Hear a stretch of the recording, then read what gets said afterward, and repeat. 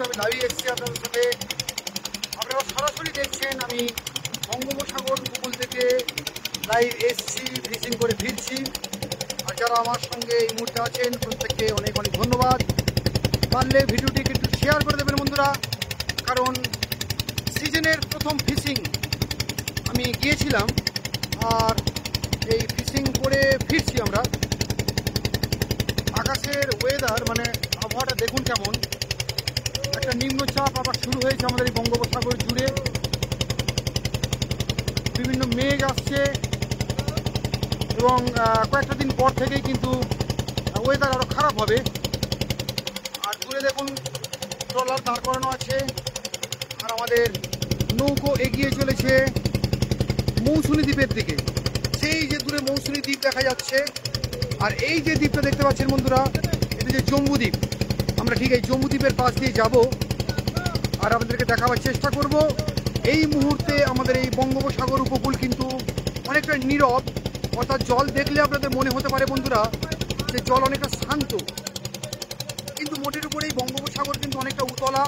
আমরা যেই জায়গায় ফিশিংয়ে গিয়েছিলাম সেই জায়গায় কিন্তু জল প্রচুর উথাল পাথাল করছিল। তো বিকেল হব এরকম একটা পরিস্থিতিতে আমরা জাল নিয়ে ফিরছি, জাল দেখে ফিরছি। জাল ওঠানো আছে আর এই জাল থেকে কি কি মাছ পাওয়া গেছে বন্ধুরা সেগুলো আপনাদেরকে একটু দেখাবার চেষ্টা করছি, সঙ্গে থাকুন। তো আমরা আজকে যে মাছগুলো পেয়েছি মূলত ভিন্ন জাতীয় মাছ পেয়েছি। তার মধ্যে দেখুন সবথেকে বড় মাছ এটা চাকলে পেয়েছি, চাকলে। তো এটা হলো চাকলে, এই চাকলে মাছ দেখুন। আর কি পেয়েছি, বড় টিকা ভোলা পেয়েছি বা মধু ভোলা যাকে বলে, মধু ভোলা পেয়েছি। আর কি পেয়েছি, আর এটা হচ্ছে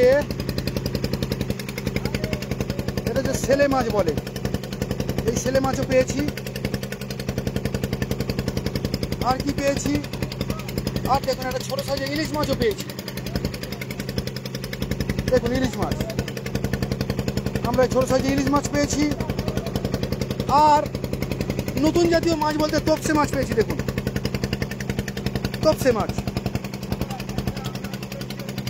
তো আমি ভিন্ন জাতীয় মাছগুলো আপনাদের দেখাচ্ছি। তপসে মাছ পেয়েছি।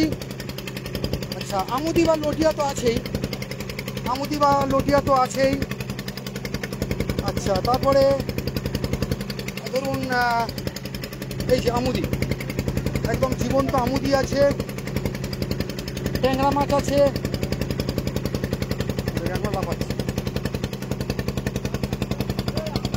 দেখুন ট্যাংরা মাছ।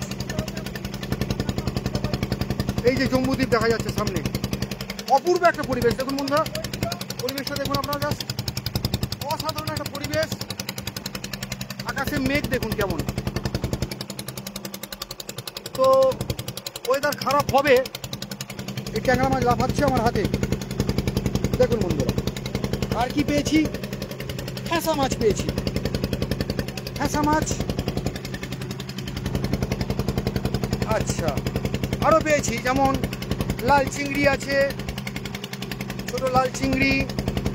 আচ্ছা, বাঁশপাতা মাছ আছে, কত রকমের মাছ শুধু দেখুন। বাঁশপাতা মাছ আছে।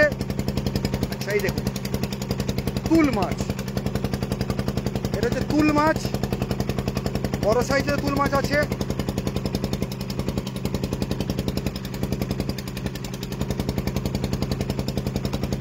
আচ্ছা, কাঁকড়া দেখুন,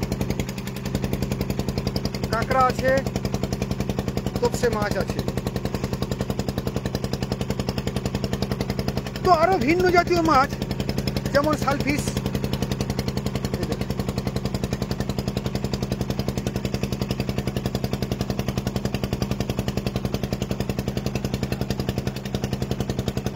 মৌসুমী দাস আজকে কি কি মাছ ধরলেন দাদা? এই যে আমি দেখাচ্ছি, ভিন্ন জাতীয় মাছ আছে, ভিন্ন জাতীয় মাছ। আর সব থেকে বড় ব্যাপার হচ্ছে আজকে যে মাছগুলো আপনারা এই মুহূর্তে লাইভে দেখছেন তার মধ্যে বেশিরভাগটাই মারা গেছে, কিন্তু আমি যখন এইগুলোকে ভিডিও করছিলাম তখন সব মাছই জীবন্ত ছিল।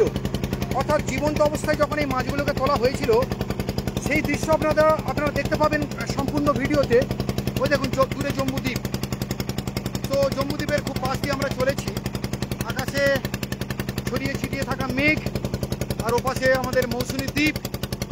এরকম একটা পরিবেশের মধ্যে দিয়ে আমাদের নৌকা এগিয়ে চলেছে। আরও দেখাই আর কি কি মাছ আছে। ইলিশ মাছ একটাই পেয়েছি। আচ্ছা,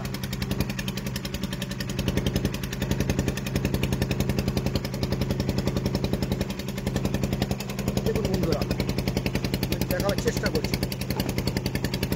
অনেক মাছই আছে, চাপা পড়ে গেছে নিচে থেকে।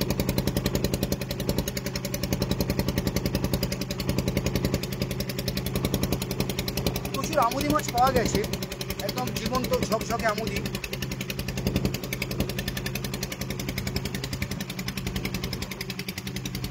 হাত দিতে ভয় লাগছে, কারণ এতে কাঁটা মাছ আছে, ট্যাংরা মাছ আছে, কাঁকড়া আছে। তো আমুদি দেখেছেন বন্ধুরা, আমুদি দেখুন, আমুদির রংটা দেখুন একদম। মৌসুমী দাস দাদা, আমার বাবাও মাছ ধরতে যেত। বাহ, অনেক অনেক ধন্যবাদ। সুন্দরবনে মাছ ধরতেন, খুব ভালো লাগলো। সিঙ্গেল বাড়ির বড় ছেলে, বাবা খুব ভালো লাগছে, ধন্যবাদ। আর অনেকেই কমেন্ট করছেন, আমি সবার কমেন্ট এই মুহূর্তে পড়তে পারছি না। তো ইল্লোল লিখছেন, নাইস, ধন্যবাদ। তো আমাদের এই নৌকো এগিয়ে চলেছে। আমাদের এই মাছগুলো আমরা পেয়েছি। কমের মধ্যে মাছ পেলেও যে প্রত্যেকটা মাছ ভিন্ন জাতীয় জীবন্ত মাছ পেয়েছি, সেটাই আনন্দের কথা।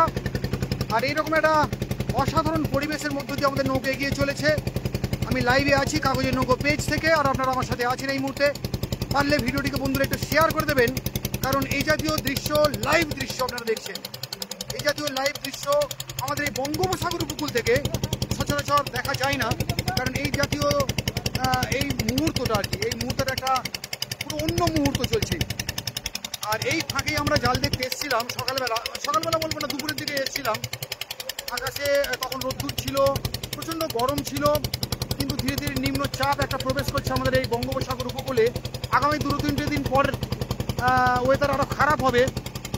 তো এই পূর্ণিমা কোটাল যেভাবে একটা দুর্যোগপূর্ণ ছিল, তেমন ঠিক একইভাবে এই অমাবস্যার কোটালও কিন্তু বন্ধুরা একটা দুর্যোগপূর্ণ হতে চলেছে।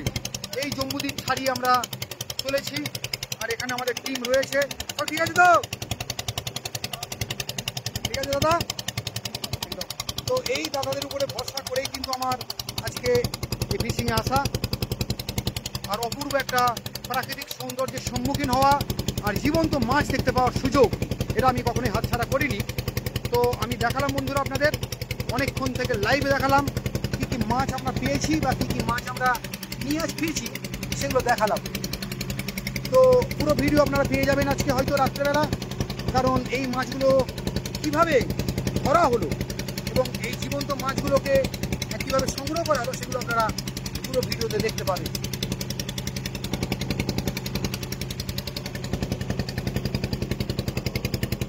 তো এই পর্যন্ত আপনাদেরকে দেখালাম।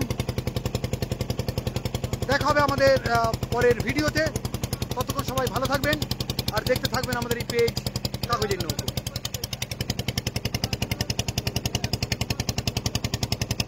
সুব্রত মাইদি লিখছে, মাছ হলো। হ্যাঁ হয়েছে, অল্প বিস্তর হয়েছে। একটু ক্যামেরা ঘোরাই। তো বন্ধুরা, আমি ছিলাম এতক্ষণ আপনাদের সাথে লাইভে, আর এই আছি আমি বঙ্গোপসাগরের উপকূলে। চলেছি আমরা জম্বুদ্বীপ। এই জম্বুদ্বীপ ছাড়িয়ে আমরা মৌসুমী দ্বীপ, দেখুন দূরে মৌসুমী দ্বীপ দেখা যাচ্ছে, আর এই দিকটায় আছে জম্বুদ্বীপ। তো সম্পূর্ণ ভিডিও দেখার জন্য সঙ্গে থাকবেন কাগজের নৌকোর। দেখাবো আমাদের পরে রাতের বেলা সম্ভবত। আরও একবার দেখিয়ে দিচ্ছি আমাদের আজকে যে মাছগুলো আমরা ধরে নিয়ে ফিরছি।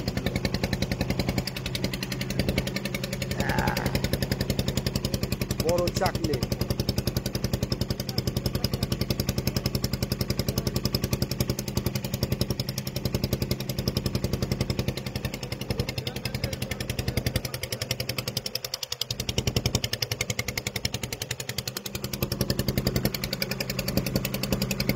ছোট সাইজের ইলিশ, ছোট হোক বটে, কিন্তু ইলিশ কিন্তু নিয়ে আমরা আজকে ফিরছি।